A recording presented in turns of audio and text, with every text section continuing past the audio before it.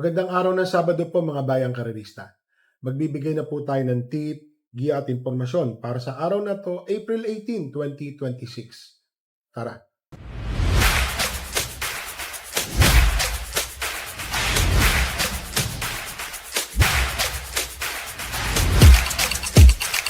So mga bayang karerista, pasalamat nga muna pala ulit. Parati po natin pasasalamatan si Speedform sa patuloy na pagpapadala ng kopya. Pasensya na po, talagang masama po ang ating lalamunan. Sa yung usok na nararamdaman po namin dito ho, talagang nakakapanlata at nakakapaos. Nasisingot po namin yung usok na nasusunog na dam site. Ang simula po ng karera ngayong araw po ng Sabado ay sa ganap na alas 3 ang hapon. Ito ho, no bearing, no effect ang karera po ngayon. Meron pong hinandang 10 karera. Ang simula po ay uulitin ko po, alas 3 ng hapon. Race number 1, 3-year-old and above maiden race. Placers po ito, mga bagong kabayo at natimbang. And number 2, We Hear You, first choice.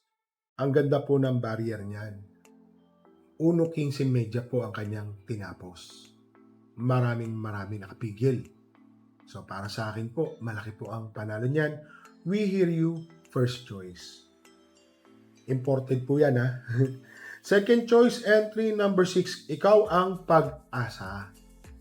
Meron po itong 1.14 sa kanyang barrier din. Yun lang, local, pero tingin ko may panalo po ito. Lalo na ho, nasigundo po ito ng huling takbo.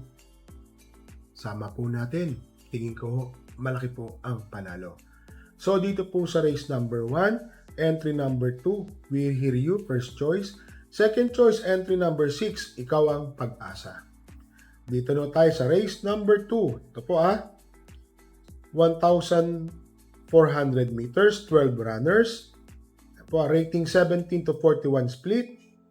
First choice, entry number 1, Work from Home. Deremating kabayo. Baka siya po ang makinabang habang nagkakaroon po ng habulan sa unahan. Alam niyo naman, marami pong matutulin dyan. Baka naghahabulan sila. Work from home, pwede pong dumating. Second choice, entry number 8, Go G Go. Ito ho, nabababaan din po ako sa laban. Meron po siya ditong 1.28, 27 medya, 1.28. Same racetrack po yan ha. May panalo po yan, sama po natin. Third choice, entry number 7, Limon Sudan Falls. Medyo sabihin na po natin hindi ho magaganda yung mga lately na tinakbo niyan. Pero tingin ko mababa rin po sa laban. Alam niyo naman, kaya na sinabi ko po, no bearing, no effect. Sama po natin. So dito po sa race number 2, first choice, entry number 11, Work from Home. Second choice, entry number 8, Go G Go. Third choice, entry number 7, Limon Sudan Falls. Dito na po tayo sa race number 3, rating 17 to 41 split, 1,400 meters, 6 runners.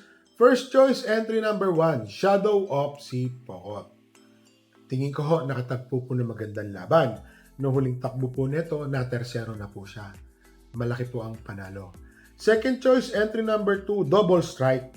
Ito, bumaba po ang kanyang nalalabanan. Malakas dati mga nagugrupuhan niya. Tingin ko ho, pansama po yan. Naglagay po ako ng third choice. Ito po, kursunada ko po ito. Entry number 3, Himanshi. Yan. Alam niyo naman si Himanshi, pagka tinawag po yan, Romere Mate, makaraan po yan. Tuloy-tuloy. So, dito po sa race number 3, first choice, entry number 1, Shadow of Si Pokot. Second choice, entry number 2, Double Strike. Third choice, entry number 3, Himanshi. Dito na tayo sa race number 4, rating 17 to 41 split, 13 runners, 1,400 meters.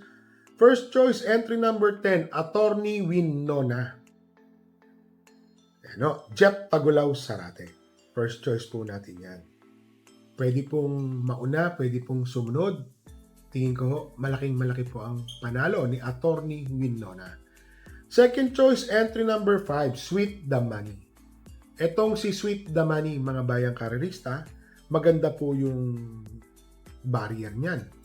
Yun lang ho, medyo kung pagmamasdan natin, kailangan din po dito is nasa malapit sa unahan. Medyo marami pong matulin akong nakikita rito. Naglagay po ako ng third choice. Entry number 4, Noble Touch. Ito, abang na abang po ako dito sa kabayo na to. John Alvin Guse ang sasakay. Matuling kabayo si Noble Touch. Baka mamaya wala na pong makadikit. Pass your paper po yan. So, dito po sa race number 4, first choice, entry number 10, Attorney Winona.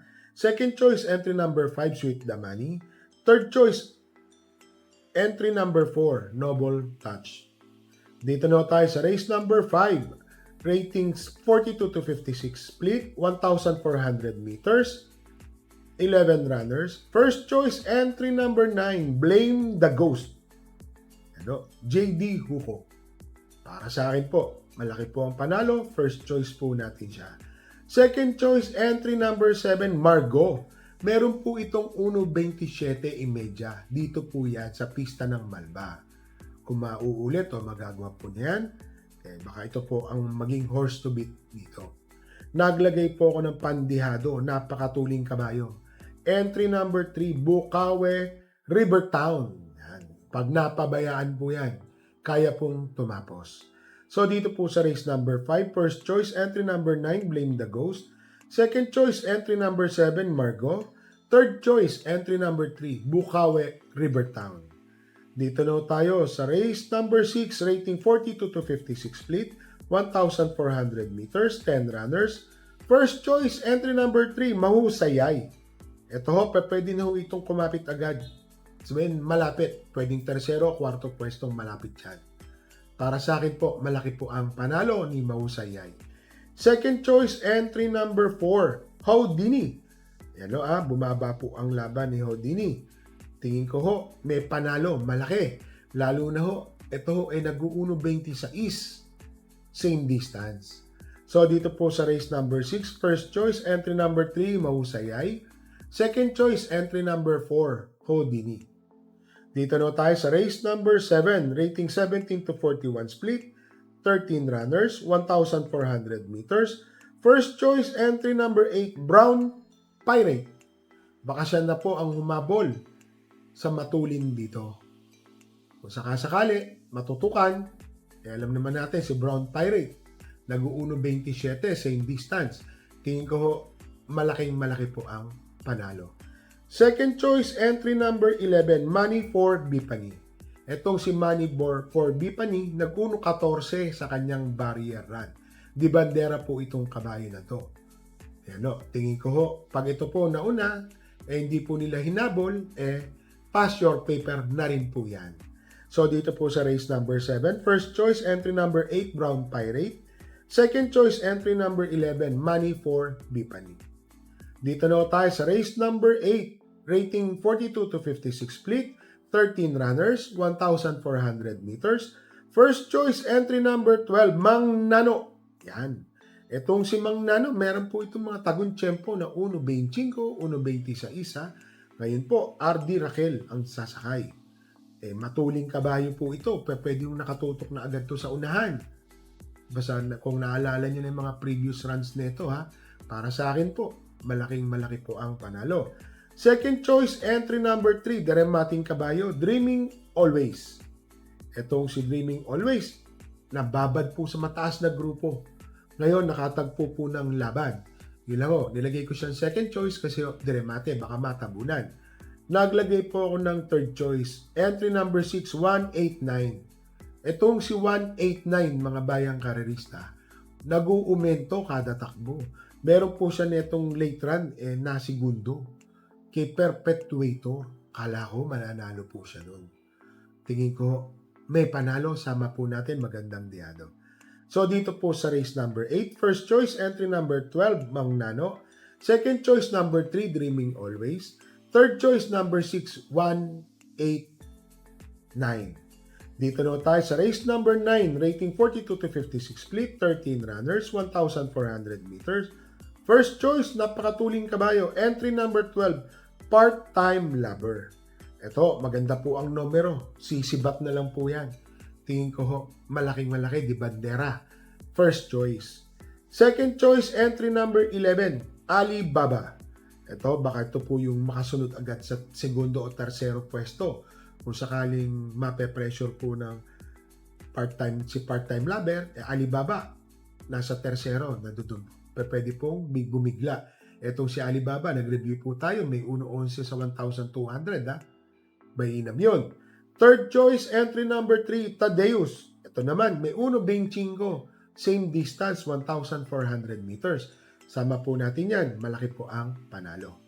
So dito po sa race number 9, first choice, entry number 13, part-time lover. Second choice, number 11, Alibaba. Third choice, entry number 3, Tadeus. Dito na tayo sa race number 10, rating 42 to 56 split, 1,400 meters, 12 runners.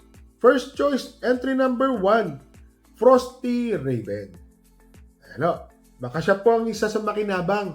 Ang dami pong matulin dito. Money for Gabriel, Grand Jackpot, Catania, Grand Laughter. Yan po, mga matutulin po yan. Sama na rin natin si Flywheel. Si Frosty Raven po. O'Neil Cortez. Dito po kasi nagpapanalo yan sa Malba. Tingin ko bumalik sa pista kung saan niya gamay, dumayo, tingin ko malaki po ang panalo. Second choice, entry number 3, Concrete Solution. Gaya ng sinabi ko, masyado pong maraming matulin. Tingin ko si Concrete Solution, isa po sa makikinabang din. Third choice, entry number 11, Diado, Grand Majesty. Ganon din ang masasabi ko. Bakit to? Marami hong matulin, Grand Majesty, pwede manood ng quinto o kwarto pwesto. Huwag lang po magkakabirya sa starting gate. Tingin ko, may panalo po yan. So, dito po sa race number 10, first choice, entry number 1, Frosty Raven. Second choice, entry number 3, Concrete Solution. Third choice, entry number 11, Grand Majesty. So, mga bayang karerista, ngayon pong araw ng Sabado. Sabado po ngayon, pasensya na late. Galing po tayo. Pasalamat nga po pala tayo sa pag-imbita, sa pagsali natin dyan sa Del Monte Cockpit. Ano, maganda naman naging score natin, mga bayang karerista. Sana marami ko po kayo napasaya dyan dahil medyo dihado po yung manok na nailaban natin. Ano, mga bayang karerista meron po tayong kabayang tatakbo ngayon. Race number 2, entry number 12, Bonnie Avenue. Hindi ko na ho siya tingin ko, napakalakas po ng laban. Pero, alam niyo naman no bearing, no effect. Sama po natin. Sama nyo lang. Sa mga may gusto, sama nyo po yan. Baka magkadiaduhan dyan. Trifecta, quartet, pentapecta, super 6. Magaganda po ang dividendo. Sa mga bayang karerista parati po namin kayong nire-remind.